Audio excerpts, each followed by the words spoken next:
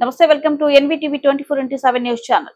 మదనపల్లి మండలం సిపిఐ నియోజకవర్గ కార్యదర్శి కె మురళి బీకేపల్లి రెవెన్యూ పంచాయతీ కోళ్ల బయలు కాలనీలో 10 లీటర్లో 20.47 ఎకరాల ప్రభుత్వ గయాల భూమిని భూ కబ్జాదారుల నుండి కాపాడాలని అన్నమయ్య జిల్లా రాజశ్రీ జాయింట్ కలెక్టర్ ను కలిసిన సిపిఐ నాయకులు.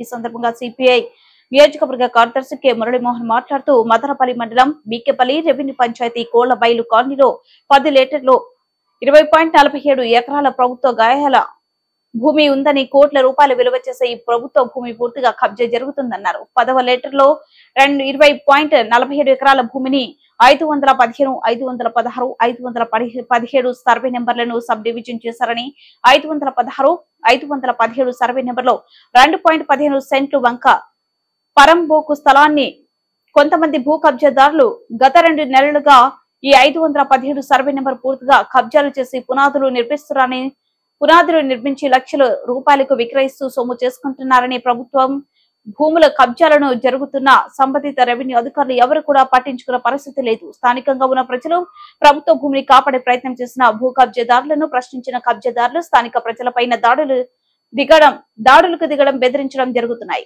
మండలం బీకేపల్లి రెవెన్యూ పంచాయతీ కోలబైలు కాలనీలో Ranganatha petrol bunk back side ఉన్నటువంటి కాలవ పూర్తిగా కబ్జా అయింది.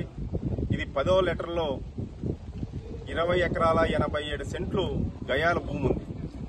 ఈ గయాల భూమిని 515, 516, 517 సర్వే నెంబర్ను సబ్ డివిజన్ చేస్తే 517 సర్వే నెంబర్లో 2 ఎకరాల 15 సెంట్లు వంక పరంబోగుంది.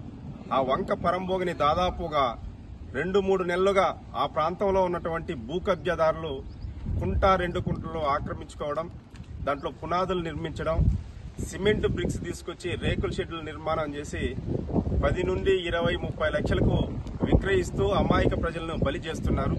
కోట్ల రూపాయలు విలువ చేసేటువంటి ప్రభుత్వ భూములు అన్యాకృతమవుతున్న ఆ ప్రాంతంలో ఉన్నటువంటి సచివాలయం సిబ్బంది గాని, రెవెన్యూ సిబ్బంది గాని ఏమాత్రం పట్టించుకున్నటువంటి పరిస్థితి లేదు. ఈ నేపథ్యంలోనే అన్నమయ్య జిల్లా జాయింట్ కలెక్టర్ గారిని కూడా కలిసి భారత కమ్యూనిస్టు పార్టీ సిపిఐ ఆధ్వర్యంలో వినతి పత్రాన్ని కూడా అందజేశాం. మేము జాయింట్ కలెక్టర్ గారిని సిపిఐ పార్టీగా కోరేది ఏమంటే, ఈ ప్రాంతంలో జరుగుతున్నటువంటి భూ కబ్జాలని అరికట్టాలి. ఎవరైతే ఆ భూ కబ్జాలకు పాల్పడుతున్నారో వాళ్ళపైన క్రిమినల్ కేసులు పెట్టి కోట్ల రూపాయలు విలువ చేసేటువంటి ప్రభుత్వ భూముల్ని ప్రభుత్వ అవసరాలకైనా ఉపయోగించుకోవాలి. లేదంటే నిరుపేద ప్రజలు ఇల్లు లేనటువంటి నిరుపేదలకు ఆ ప్రాంతంలో ఇంటి స్థలాలను ఇవ్వాలని సిపిఐ పార్టీగా డిమాండ్ చేస్తున్నాం. దాదాపు 30 లక్షలు ఒక్కొక్కటి వచ్చి దాదాపు 20-30 లక్షలు వాల్యూ చేస్తాను సార్.